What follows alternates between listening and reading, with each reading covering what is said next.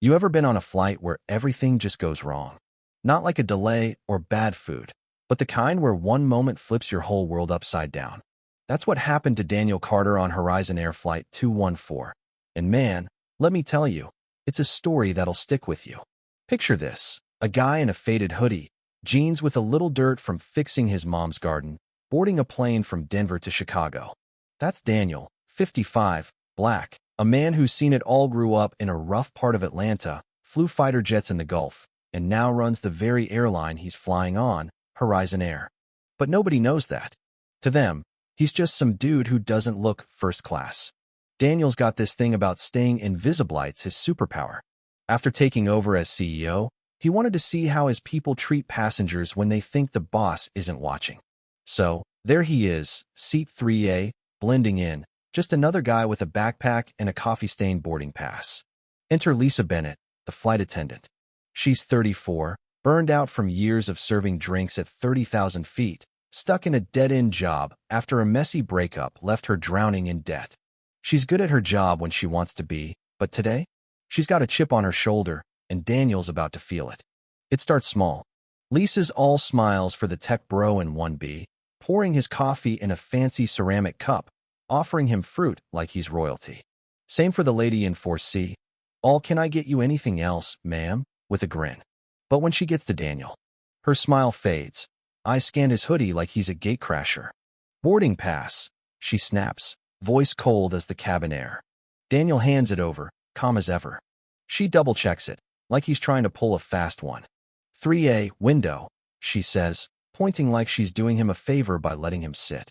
The vibe's off, and Daniel notices. So do the passengers around him, especially Sarah and Gwen, a 29-year-old startup founder who's already got her phone out, sensing something's not right. As the flight takes off, Lisa's bias gets louder. She's refilling everyone's drinks, chatting up the guy in a suit. But Daniel? She walks right past his empty cup, 6 times, like he's a ghost. Sarah's live streaming now, whispering to her followers, "Y'all, this flight attendant's straight up ignoring this guy. Watch this." Her stream's blowing up 500 viewers, then 2,000. Daniel stays cool, asks politely for a coffee refill and some almonds. Lisa's response, "We're busy, sir. I'll get to you when I can." Then she turns to the guy across the aisle, all sunshine. "More juice, sir?"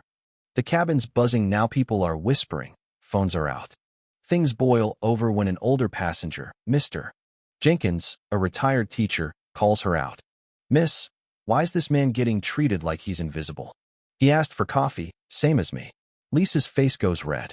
"I'm doing my job," she snaps, but it's shaky. Daniel, still calm, says, "Ma'am, I just want the same service as everyone else. Can you explain why I'm not getting it?" That's when Lisa loses it. "People like you don't belong in first class," she hisses, pointing at his clothes. "You know what I mean."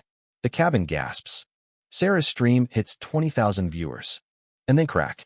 Lisa slaps Daniel, right across the face. The sound echoes, phones capture every second, and the internet explodes. Daniel doesn't flinch. He stands, 6 feet 1 inch, towering but steady, and says, "Ma'am, step back." His voice is pure steel, the kind that's faced worse than this. Lisa's frozen, realizing she's just thrown her career out the emergency exit. And then Mr. Jenkins drops the bomb. That's Daniel Carter, Horizon CEO. The cabin erupts.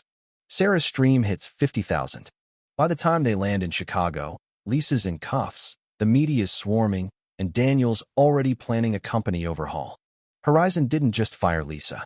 Daniel launched the Respect First Initiative, AI monitoring, real-time complaint systems, training that makes you feel what bias does. 2 years later, Horizon's the gold standard for fairness. Complaints? Down 90%. Passengers like Sarah? They're heroes now, showing how one phone can spark change. Daniel? He's not just a CEO as proof you can turn pain into progress. So what do you think? Was Lisa just a bad apple? Or is this bigger? Drop your city and your take in the comments. Let's talk about the times you've seen someone judged for how they look. Share this if it hit you, because stories like this, they remind us change starts when we refuse to stay quiet.